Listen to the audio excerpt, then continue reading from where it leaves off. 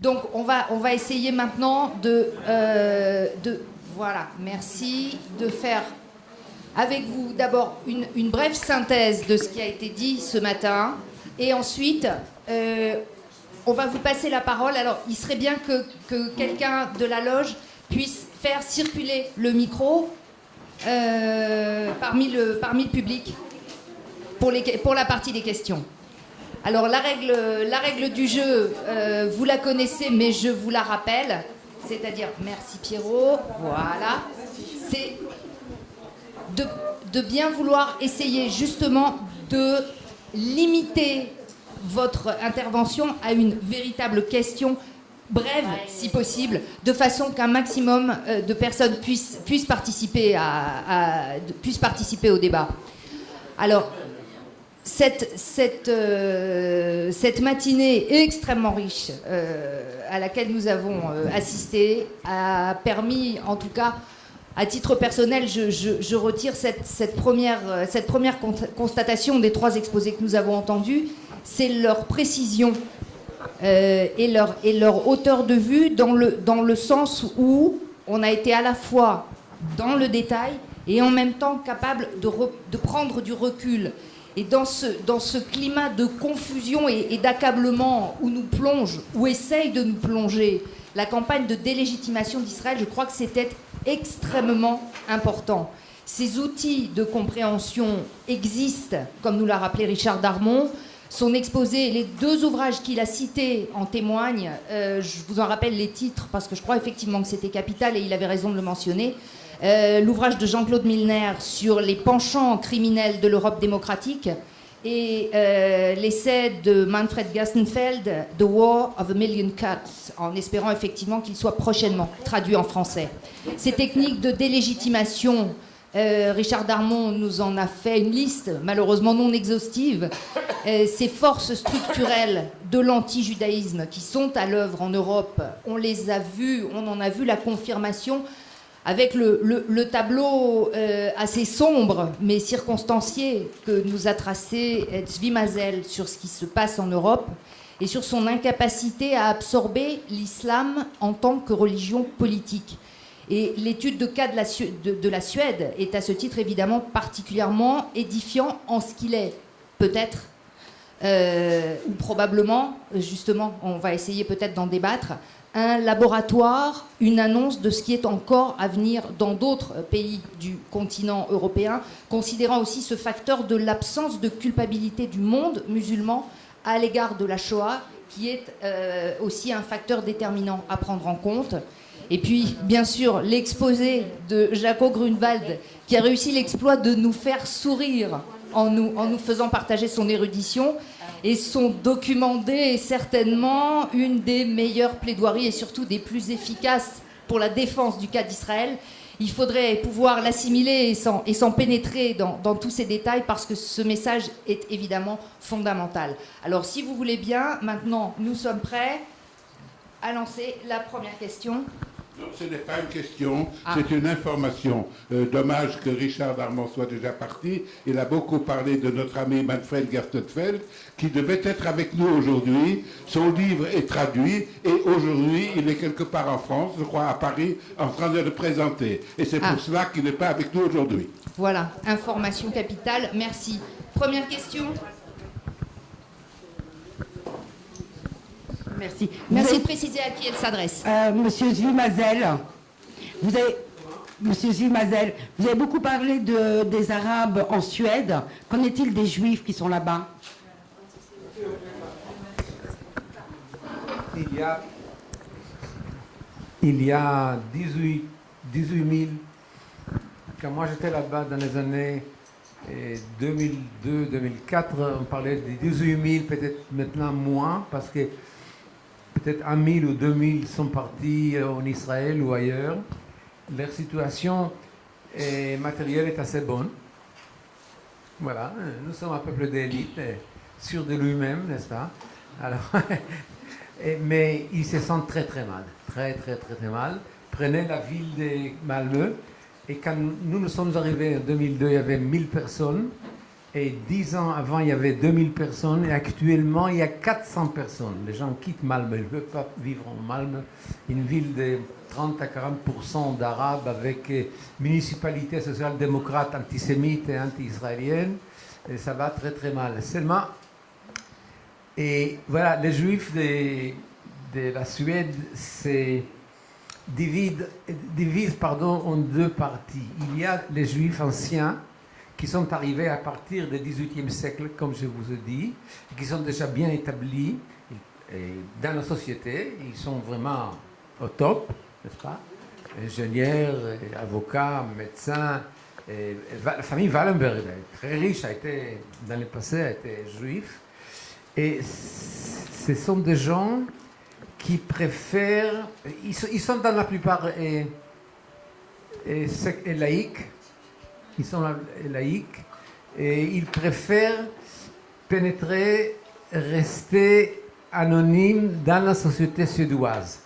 Ils font partie, en fait, de cette façon de penser, de garder un profil très très bas. Quand moi j'ai eu mon histoire, vous vous rappelez, où j'ai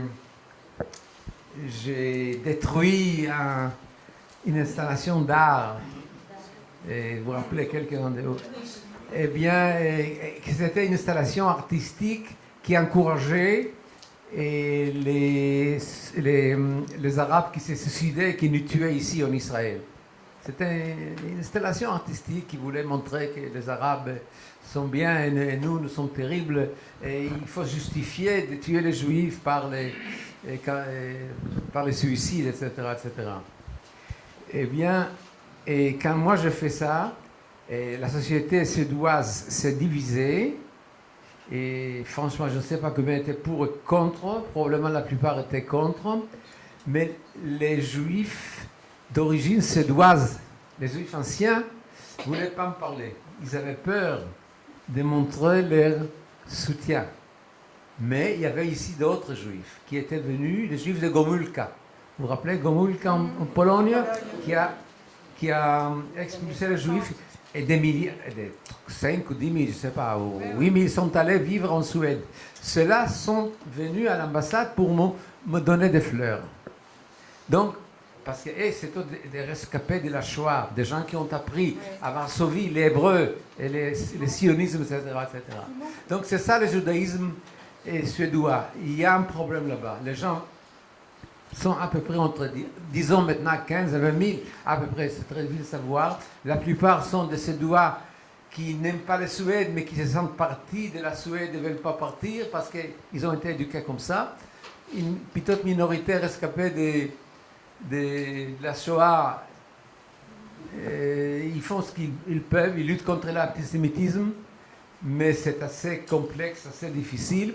Et le fait est qu'il y a là-bas un gars, un Israélien qui s'appelle Dror Feiler, et qui est fils d'une famille communiste israélienne, la famille Feiler, n'est-ce pas, qui a épousé une Suédoise. Et c'est ce couple-là qui a construit cette installation artistique qui encourage les suicide bombers en Israël, et dont j'ai détruit cette installation d'art. Donc voilà quelques idées sur ce qui se passe actuellement dans le judaïsme suédois. On m'a dit que depuis 2-3 ans, 300 à 400 juifs de Suède sont venus vivre en Israël, c'est déjà pas mal. Voilà. Question suivante. Monsieur Freundholz.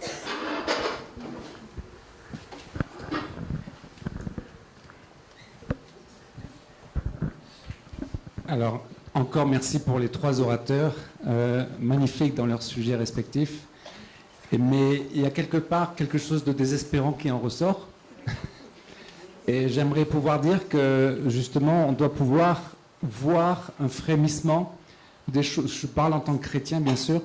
Des choses comme si Ésaü se dirigeait vers Jacob. De voir que justement il y a un aspect positif qui ressort. Je dois dire qu'il y a des organisations chrétiennes, et je dis aussi malheureusement pas seulement, particulièrement évangéliques, sans intérêt missionnaire, qui œuvrent en faveur d'Israël dans beaucoup de domaines pour le retour des Juifs de partout dans le monde depuis 1980, il y a également des lobbies au Parlement européen qui sont très actifs, là aussi évangéliques. Et vous connaissez, lorsqu'à Sukkot, des milliers de chrétiens défilent dans les rues de Jérusalem. Donc il faut souligner quelque chose qui est un frémissement des choses positives en faveur d'Israël. C'est vrai, en même temps un effondrement de l'Europe et même des États-Unis, mais globalement il y a quelque chose de fort qui se dégage de la part des chrétiens. En minorité, mais une minorité qui veut dire des dizaines de millions.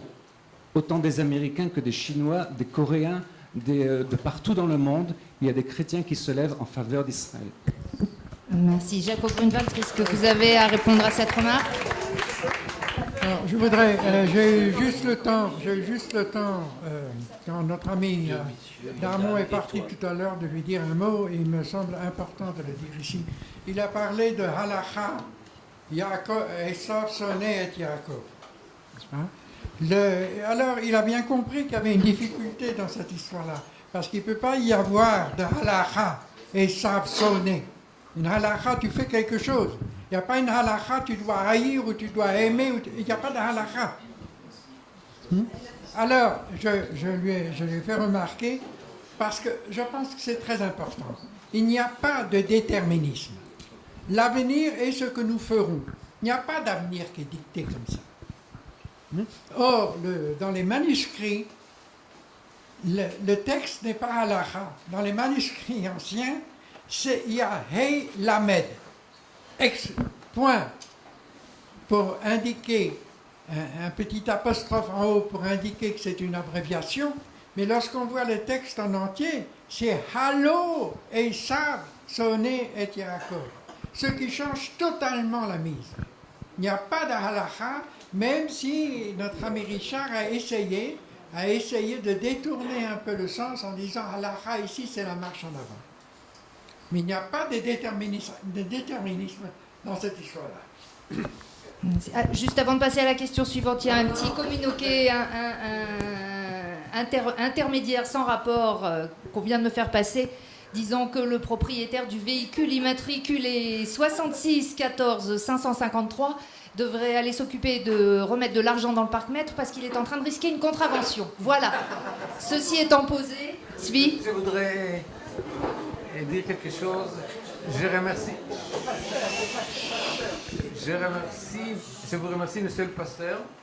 Et c'est vrai, il y a actuellement, depuis quelque temps, un mouvement de réveil parmi certaines communautés chrétiennes, et en Amérique surtout, mais aussi en Europe, en Suède aussi. Vous connaissez la Suède, vous êtes suédois? Ah, vous connaissez très bien. Comment? Ah, ok. Bon, et en Suède, il y a à peu près ce qu'on appelle born again en anglais, et il y a à peu près 100 000, 150 000 personnes à peu près. C'était mes amis, mes copains.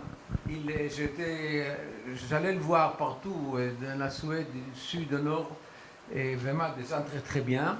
Ils faisaient un très bon travail, mais malheureusement, leur influence politique n'était pas assez importante, c'est vrai. Mais il y a quand même, et comme vous avez dit, il y a toujours un espoir. Il y a toujours un espoir. Et tout au long de l'histoire, il y a toujours des phénomènes positifs qui émergent, peut-être qui changent tout. Et vraiment, actuellement, nous devons travailler ensemble, être ensemble. Ce sont des gens qui sont solidaires, qui connaissent notre histoire, qui connaissent Israël, qui veulent nous aider. Et absolument, il faut travailler ensemble. En Amérique, il y a un travail formidable qui est fait. Là-bas, on parle de 70 millions de personnes, ou 60 millions de personnes, qui est un chiffre extrêmement important. Alors, vous avez très très bien fait de mentionner cela ici. Merci beaucoup. Question suivante, Claude. Oui, c'est vrai, j'ai entendu que Dieu n'est pas membre de l'ONU, c'est vrai. Il y a effectivement dans le monde un refus de reconnaître une légitimité fondée sur les textes du peuple juif en Israël. Mais il n'empêche, peut-être pourrions-nous, et c'est une question, examiner les choses sous l'angle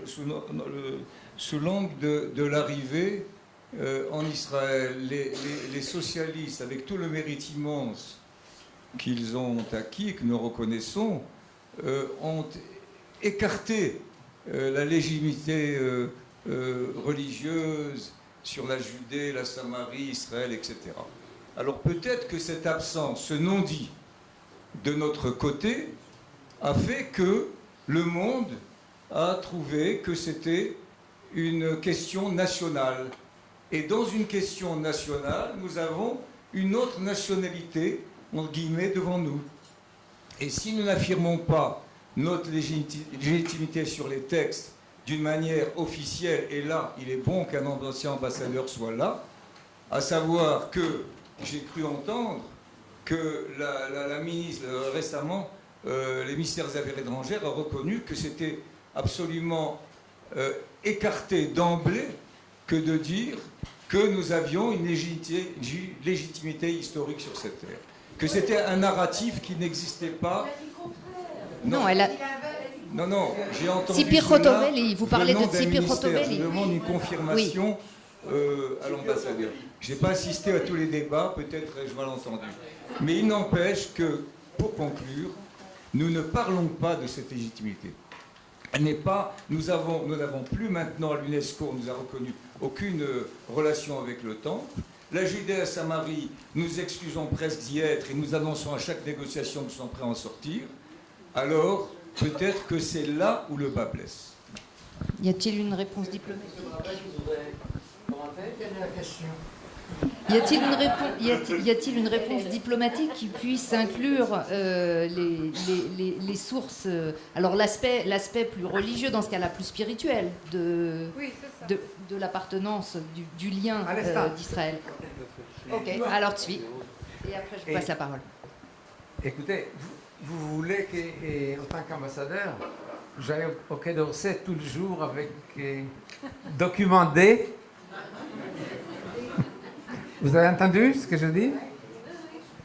Écoutez, il n'y a pas de... Nous avons un problème. Et moi, je suis né ici en Israël, j'ai grandi en Israël, j'ai fait mes études élémentaires, et high school et le lycée en Israël. Et mes études, donc ces études, premières études, école primaire, c'était années 40 et années 50. À ce moment-là, on étudiait tout ce qu'il a dit, toute l'histoire, vraiment, avec beaucoup de détails. Chacun de nous connaissait, alors que les sionistes étaient les socialistes, il n'y avait pas de problème. Les socialistes sont arrivés de la Russie, Chobevei Tzion, sont arrivés ici à cause de la Bible, à cause de M. le rabbin. Oui? Donc, il n'y a pas une séparation, absolument pas. Nous, on a bien appris tout cela, et pour nous, notre histoire était quelque chose entièrement comprise. Et il ne fallait pas qu'on se défende pour le dire. Actuellement, M. le rabbin a dit ce qu'il a dit pour défendre Israël. Dès mon temps, dans les années 50, c'était normal. Même en Europe, il y avait encore des gens qui connaissaient la Bible et l'histoire. Et qui, vous savez, les ancêtres dans le 19e siècle disaient « You Jews, vous les Juifs, allez en Palestine, Palestine c'est le vôtre ». C'est négatif, mais vous voulez dire ce que vous voulez dire. Donc moi, j'ai grandi là-dessus, sur ce que M. le rabbin a dit, n'est-ce pas? Et nous, la Bible, on l'étudiait 4 à 5 fois par semaine à l'école, au lycée. Actuellement, c'est fini tout ça. Moi, je parle aux jeunes de 18 ans ou de 20 ans qui vont à la rabbin, ils ne connaissent pas notre histoire, parce qu'on n'apprend pas l'histoire, ni la Bible, une ou 2 fois par semaine, et encore l'histoire du sionisme, l'histoire des conflits, non, absolument pas. Donc il y a un problème. Actuellement, il y a un problème. Mais ce n'est pas aux racines des socialistes sionistes, absolument pas. Il faut comprendre ça. Il y a une certaine évolution, n'est-ce pas, qui est arrivée et en Israël et en Europe. Malheureusement, en Israël, nous avons pas mal de gens qui pensent comme ça, c'est extrêmement triste. Et il faut s'en occuper, mais qu'est-ce qu'on peut faire? C'est la démocratie, on peut dire n'importe quoi. Tout ce qu'on peut espérer, que les gens comme M. le rabbin fassent pression, n'est-ce pas, sur notre ministère de l'Éducation. Actuellement, nous avons M. Bennett. Et il parle de 5 points dans les mathématiques, c'est très très bien, mais il faut aussi l'histoire. Il faut réinsérer chez nous notre identité. Beaucoup des gens, beaucoup d'Israéliens ont perdu leur identité parce qu'ils n'ont pas appris leur propre histoire. Et là, je fais même une différence entre religion et histoire. Tout d'abord, il faut connaître notre histoire. Moi, dans mon temps, au lycée, au lycée complètement laïque, on apprenait le Talmud 2-3 fois par semaine. C'était normal. Donc, il y a un problème, mais la raison, c'est pas les sionistes, absolument pas. C'est le résultat d'un développement politique extrêmement compliqué, difficile, négatif, qui arrive à présent, malheureusement. Vous voulez ajouter? Vous avez un point à ajouter? Peut-être ce que je peux dire rapidement, c'est qu'il est certain qu'ici, chez nous, Le micro est pas allumé. ça ne marche pas. Voilà. Il est certain que chez nous, ici, il y a beaucoup d'ignorance. Bon. Mais si vous regardez le monde extérieur, l'ignorance est énorme. Elle est énorme tout simplement parce que vous avez... J'ai lu l'expression quelque part, je ne me souviens plus comment elle était exactement formulée. Il y a une espèce de surinformation. Nous sommes à l'ère de l'Internet où nous recevons 1000 messages et on les parcourt et on les voit rapidement. Alors voyez pour quelqu'un qui est en Normandie ou même qui habite Paris tout simplement, qu'est-ce que c'est que l'État d'Israël? Ben, l'État d'Israël, c'est un pays, oui, c'est un pays, on ne sait pas très... Il est peut-être là-bas, oui, quelque part. Et puis, il est au milieu d'Arabes, mais qu'est-ce qu'ils sont allés faire chez les Arabes? Et puis c'est vrai, tout ce que Simon Darmon a dit ce matin, c'est vrai. Parce que vous avez une propagande qui est très très forte et qu'elle est beaucoup, beaucoup, beaucoup plus prenante et facile que ce que nous avons à dire, parce que ce que nous avons à dire, il faut une étude, il faut une connaissance. Et il n'y a pas de piqûre qu'on peut administrer aux gens pour qu'ils connaissent.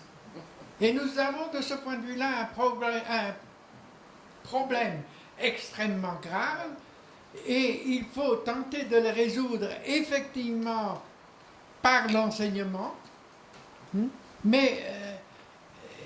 c'est très difficile parce qu'il y a tant de choses qui paraissent, tant de choses qui se disent, et nous ne connaissons pas les réalités. Je disais tout à l'heure à l'une de nos amies ici, prenez n'importe quel pays dans le monde qui a un conflit. Est-ce que vous connaissez réellement la situation de ce pays pour que vous puissiez en juger? On ne sait pas. Et alors, sur Israël, chacun a un avis. Mais cet avis est faussé nécessairement.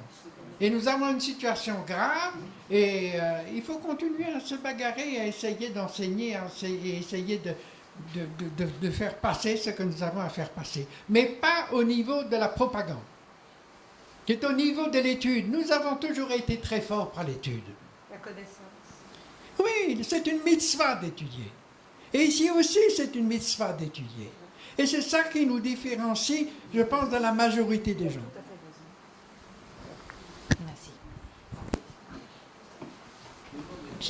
Ok, 1, 2, 3 questions, 4, 5. Ok, on va... Bien. Je vais vous parler un peu de l'éducation nationale en France. Quelque chose que je connais puisque je suis un ancien professeur de lycée. Et les nouvelles ne sont pas bonnes. Il y a actuellement, et ceci depuis quelques années, une islamisation de l'enseignement en France. Dixit, je suis membre de la MGEN, la Mutuelle Générale de l'Éducation Nationale, et membre du bureau donc de cette association. Et lors de notre dernière Assemblée Générale, beaucoup de professeurs se sont plaints que les élèves ne veulent plus entendre parler de l'histoire de la Shoah. Je parle des lycées et collèges. Lycée et collège. Maintenant, j'ai un écrit. Ma petite fille est venue pour les vacances de Pessah. Et en tant qu'ancien professeur de maths, elle m'a demandé de l'aider sur un exercice de maths. Ma petite fille est au collège Janson de Sailly, dans le 16e arrondissement. Le numéro 1, lycée numéro 1 de Paris. Exercice. Mehdi a commencé à tracer le symétrique de la figure, etc. Mehdi. Je lui ai posé la question. Est-ce que tous les exercices commencent par un nom propre? Elle m'a dit, oui, papy. Tous les exercices commencent par Ali, Mohamed, ici Mehdi. Et j'en ai la preuve. Avec Janson de Sailly. Classe de 6e. Donc, vous aviez une question? Pays Quelle est votre qui question? va dans la gravité. C'est extrêmement grave ce qui se passe dans ce pays. Donc votre constat rejoint celui fait par Tzvi Mazel concernant l'évolution des pays européens. Je pense dernière nouvelle, et je donne le micro. Il nous reste C'est 12 la minutes et il ministre y a de 5 l'Éducation questions. nationale qui veut introduire l'arabe en classe de CP, c'est-à-dire des enfants de 7 ans. Voilà, Merci. c'est tout ce que je veux. Merci. On a une question ici, et puis ensuite on passera de l'autre côté. Je vais vous demander de faire... Madame, je vais vous demander de faire extrêmement... de formuler vos questions de manière extrêmement brève. Il nous reste moins d'un quart d'heure. Donc merci vraiment de votre compréhension. Oui, Pascal, très brièvement, je suis à chaque fois choquée et ulcérée d'entendre. Rapprochez le micro. Oui, d'accord. Sinon on vous Non, entend un point pas. de sémantique, Pascal. Simplement, le terme palestinien, pourquoi le répète-t-on à l'envi? D'accord, ça fait 40 ans qu'il existe. Palestinien. Est-ce que c'est une question? Est-ce que l'Asbara a fait une croix dessus? Est-ce que c'est un combat perdu d'avance? Est-ce que voilà, on oublie? Parce que Jean-Patrick Gounberg, peut-être que vous le connaissez sur Dreux Info, il parle des Arabes, il les appelle les colons arabes. Il dit pas les Palestiniens. Est-ce que c'est le seul? Voilà, c'est tout. À ma connaissance. En tout cas, bien, madame. Ah, donc il n'y a pas de réponse. Il n'y a pas de réponse. Voilà, donc il y a rien à C'est un constat. C'est un constat. Il n'y a pas de réponse pour l'instant. Il y a... Pierrot. Madame avec les lunettes là-bas, une question aussi. Madame, monsieur avait demandé bien avant. Oui, bonjour. Je veux signaler un fait qui est très grave.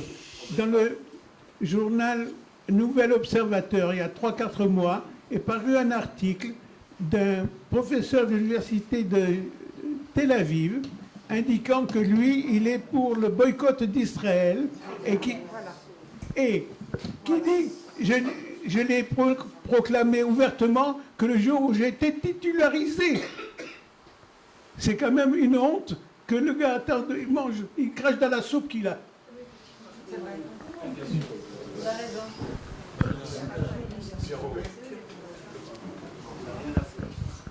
Bon, c'est encore un élément qui vient s'ajouter à notre à l'ensemble de l'exposé. Ok, oui, ça on va le prendre. Alors si vous avez, on va essayer de regrouper les questions et de faire répondre nos deux intervenants et comme ça on conclura. Alors juste une question. Que faire des musulmans qui ne sont pas islamistes? Des musulmans non islamistes. D'accord. Donc. Question brève. Oui.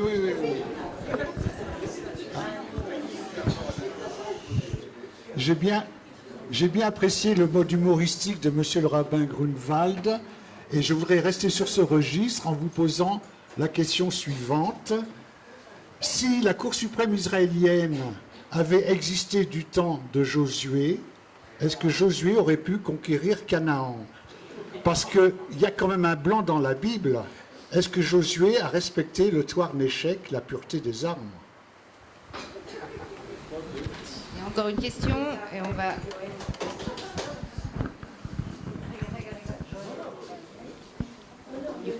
Il y a d'abord elle. Ok, on prend simplement encore 2 questions et on va laisser nos 2 intervenants répondre de manière synthétique. Allez-y. Un peu dans le sens de ce que j'ai entendu. Rapprochez votre micro, rapprochez le micro. Rapprochez le micro de votre bouche. Voilà, comme ça on vous entend. Donc, un peu dans le sens qu'on vient d'entendre. Plus près le micro de la bouche. Un peu dans le sens de ce qu'on vient d'entendre.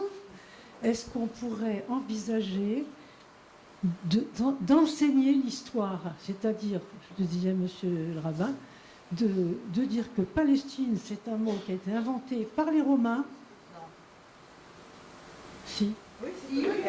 Si. Et que ça donne un titre de propriété aux Palestiniens qui n'a absolument rien à voir avec.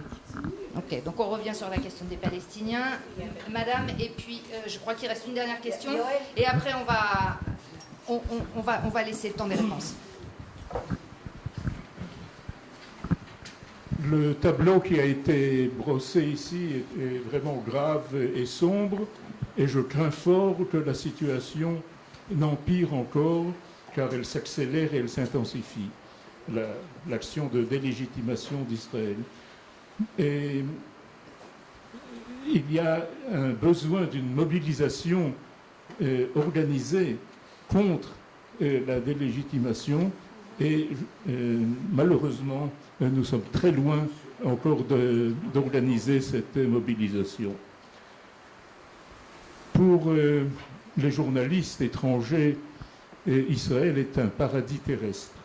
Ils n'ont pas besoin de sortir de chez eux. Ils n'ont qu'à lire la version anglaise de Haaretz chaque jour, et leur article, leur correspondance est assurée.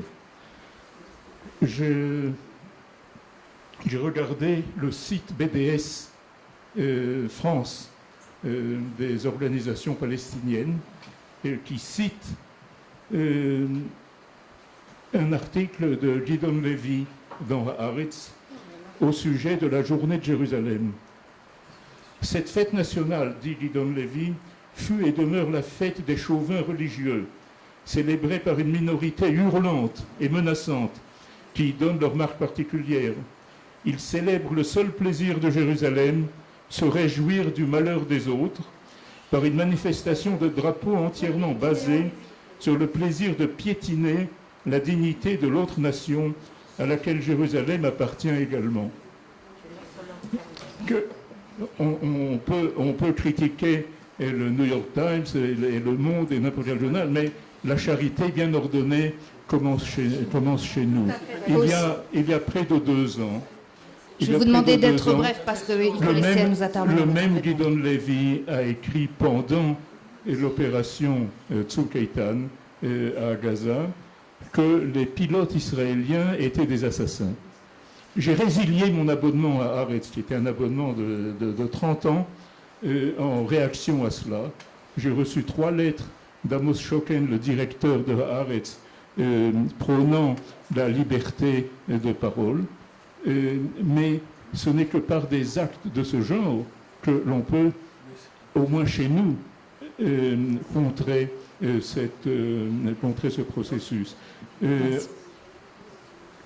J'ai des choses à dire sur... Et je crois que justement, le débat de cet après-midi vous donnera l'occasion aussi, parce que c'est un élément aussi extrêmement important. Donc maintenant, il ne nous reste plus que 5 minutes, donc je vais passer la parole maintenant à nos intervenants de façon à répondre. Je suis désolée, mais là, il faut maintenant qu'on conclue. Monsieur Grunwald, si vous voulez...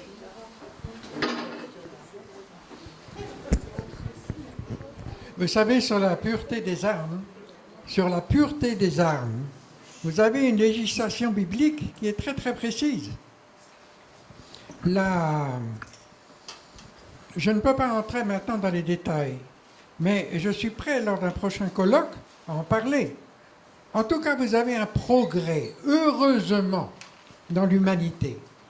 Et si aujourd'hui il y a une notion de crime de guerre, eh bien, cela date d'après Nuremberg.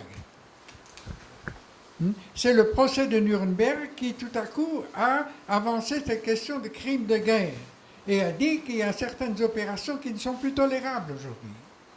Et la Haute Cour de justice est un petit peu ce qu'en France est le Conseil d'État et puis le Conseil constitutionnel, etc. Alors qu'en Israël, vous n'avez qu'une seule chambre et que vous n'avez pas de Sénat, par exemple, et que lorsque vous regardez comment fonctionne la Knesset, heureusement qu'il y a une institution qui est capable de rappeler ce qui devrait être la Constitution d'Israël, qui n'existe pas, mais qui n'existe que sous forme de document de 1948. Vous ne pouvez pas suivre les caprices et les besoins de réélection des députés. Il faut absolument, puisque nous n'avons pas de Conseil constitutionnel, etc., que nous n'avons pas d'autres garde-fous, gardons, s'il vous plaît, sa dignité et son autorité à la Haute Cour de justice. Pourquoi parle-t-on de coup d'État constitutionnel de la Cour suprême? Pardon? Qui se substitue au législatif, qui se substitue à l'exécutif et qui se substitue à l'armée. J'ai pas compris. Au peuple.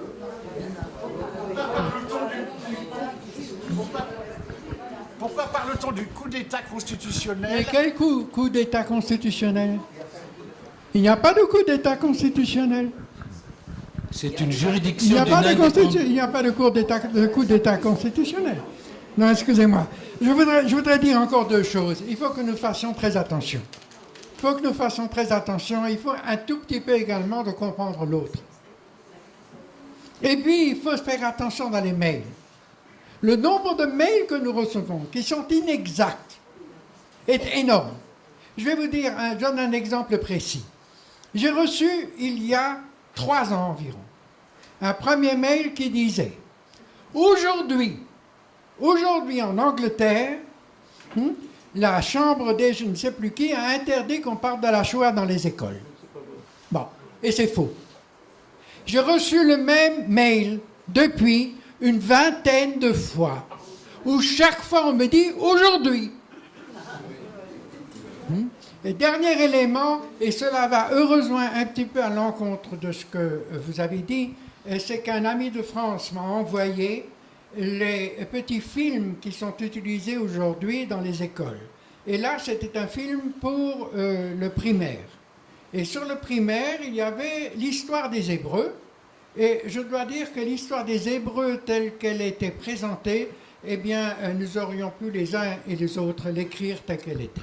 Donc tout n'est pas négatif et noir. Il faut essayer également de voir du côté des tunnels, quelquefois il y a une lumière qui apparaît au fond.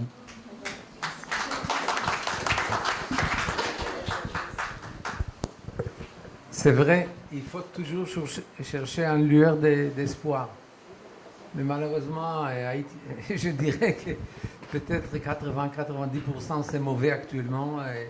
Il faut s'y faire, il faut faire quelque chose contre.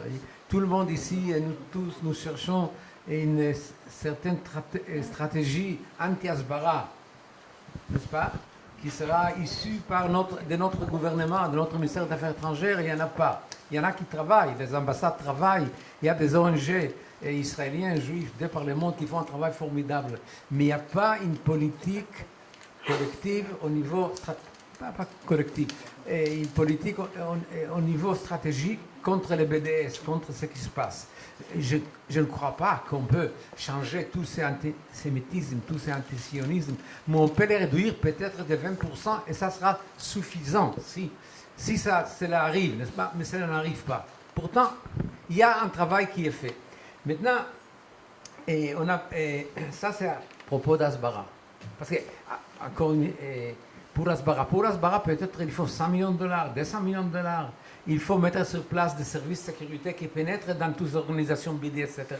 Et les comprendre et les détruire dedans. Il y a beaucoup de choses à faire, mais pour l'instant, le gouvernement d'Israël a décidé de ne pas le faire. On peut discuter l'après-midi, peut-être, mais pas maintenant. Maintenant, je voudrais parler des Palestiniens et des musulmans. Et Badar a parlé des musulmans. C'est vrai. Écoutez. Ils ne sont pas islamistes. Écoutez. Et là, il faut comprendre.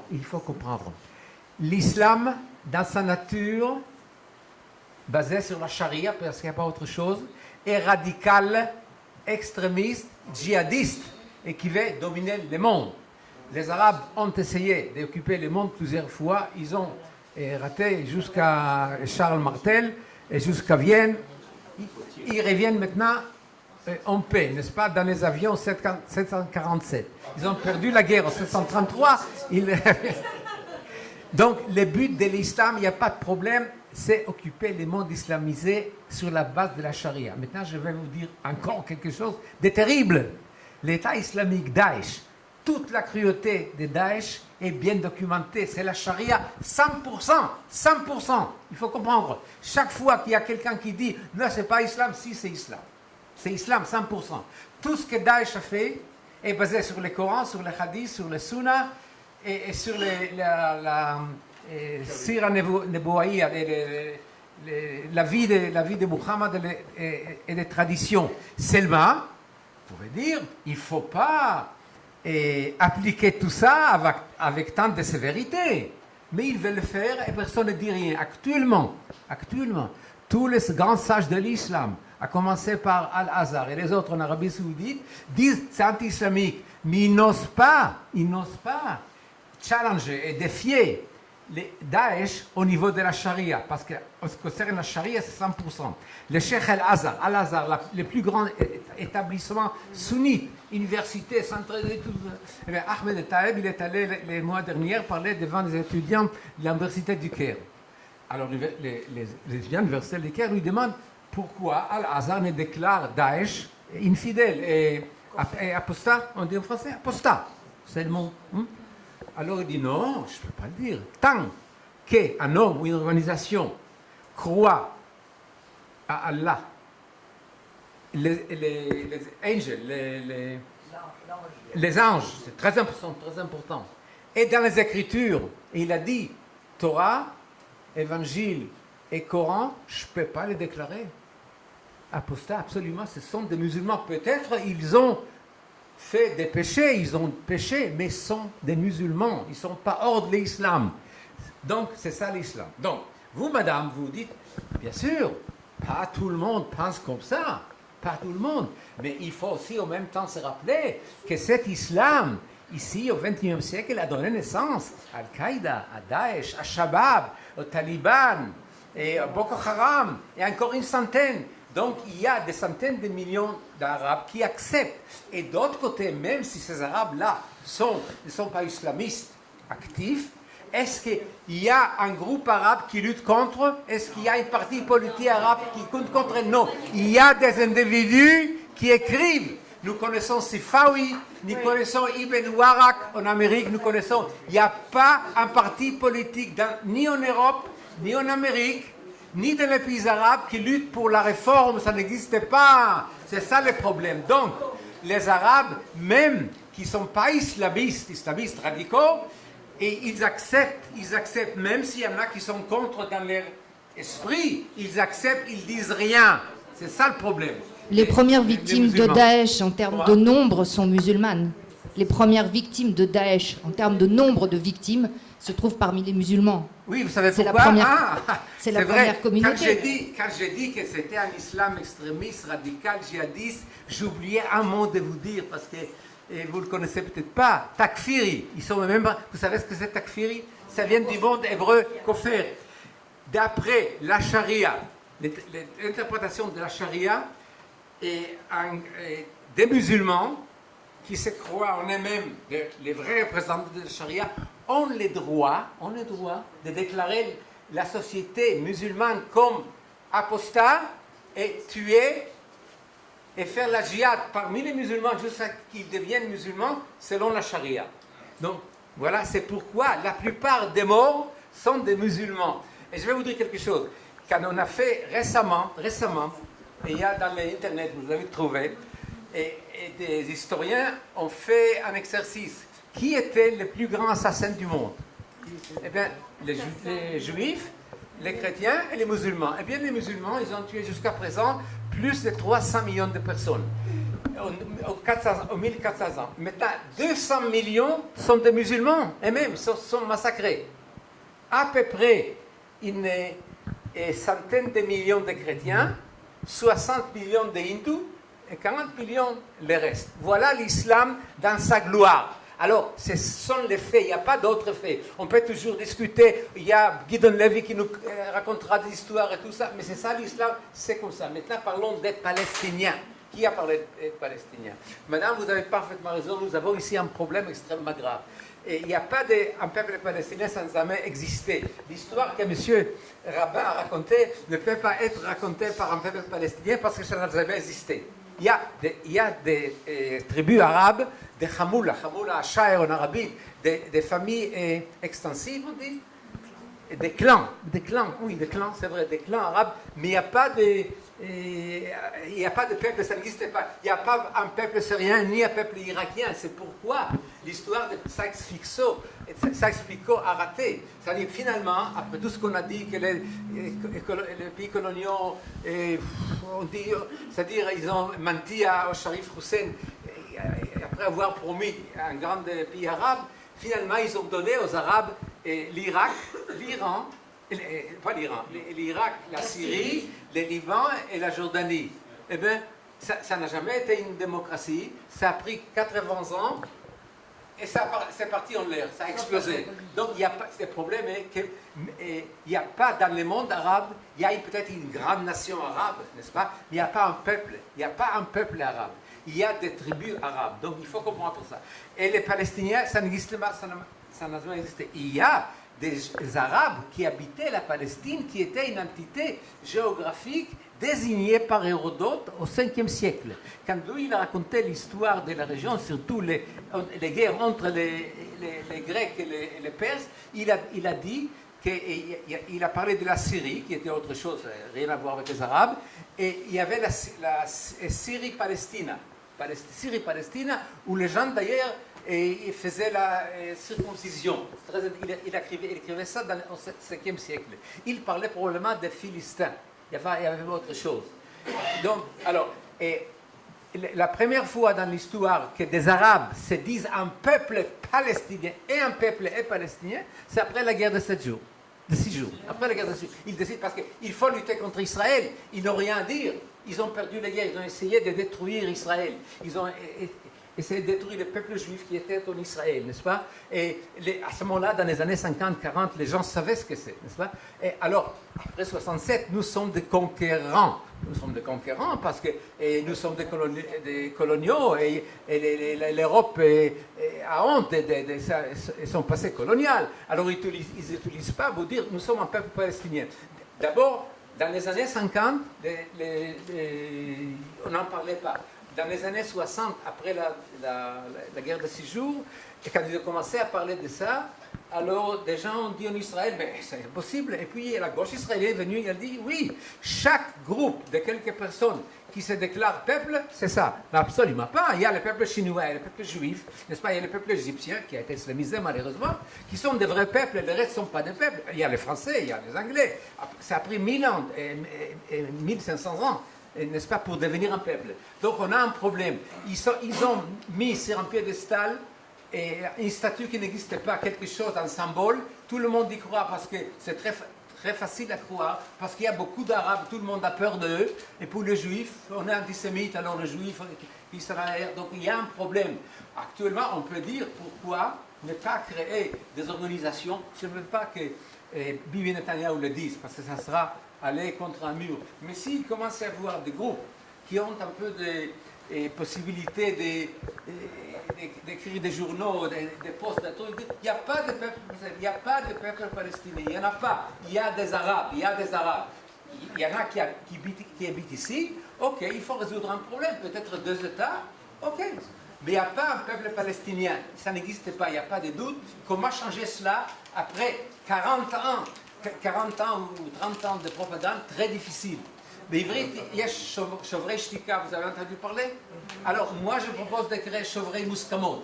Il faut commencer à le dire, tout le monde dire, ha ha ha. Vous savez, quand les Arabes, en 1967, ont commencé à dire qu'il y a un peuple palestinien, tout le monde a rigolé. Et maintenant, c'est un peuple palestinien qui est mis contre nous. Voilà, ce sont les trois choses que je vous parler. Merci. Merci de votre attention. Merci à nos intervenantes, Zvi Mazel, Jaco Grunwald et Richard Darmon. Vous avez maintenant bien mérité votre pause déjeuner et nous nous retrouvons pour la deuxième partie à 14h15 pour la table ronde animée par Nathalie Sherman. Merci.